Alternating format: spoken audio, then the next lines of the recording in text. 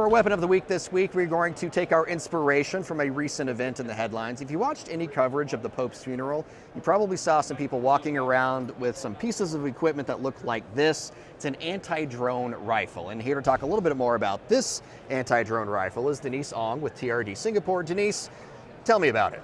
Sure, Ryan. So this is our Orion H10. So 10 represents the amount of frequency bands we have. It is the most advanced drone jammer gun in the market. It's also, of course, our latest product. So how this works essentially is that it disrupts the connection between the remote control and the drone so that the drone will land, hover, or return to home so that it doesn't disrupt any events, it doesn't cause any damage, it doesn't risk any lives to civilians. So we've actually spent a lot of effort iterating and making sure that this drone gun can cover all kinds of drones, not just DJI drones, not just commercial drones, but DIY, FPV, and even some military-grade drones. And that's why the operating on 10 different frequencies is so important, because those drones operate on different frequencies, correct? Exactly.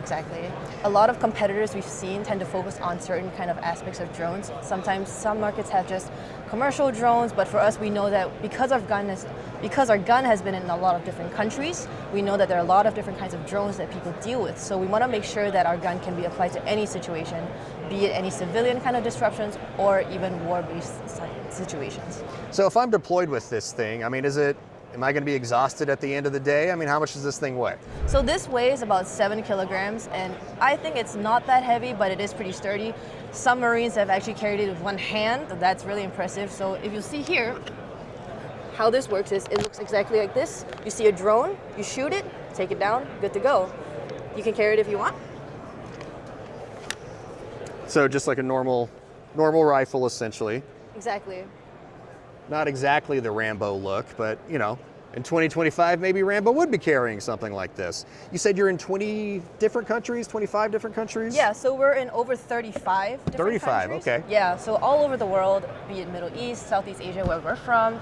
We've also sold these guns to the Canadian DoD. The troops in Latvia are having our guns right now as we speak. All right. What's next I know you said you update this thing every 6 months or so. I mean, what's next for the Orion?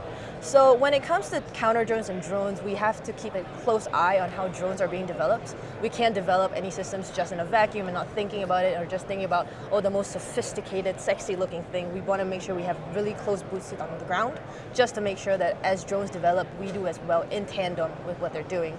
So as drones have certain developments such as anti-jamming modules and stuff like that, we want to make sure that we can do other kinds of soft kills so that it's actually not only just RF-based jamming, but spoofing as well, GPS spoofing.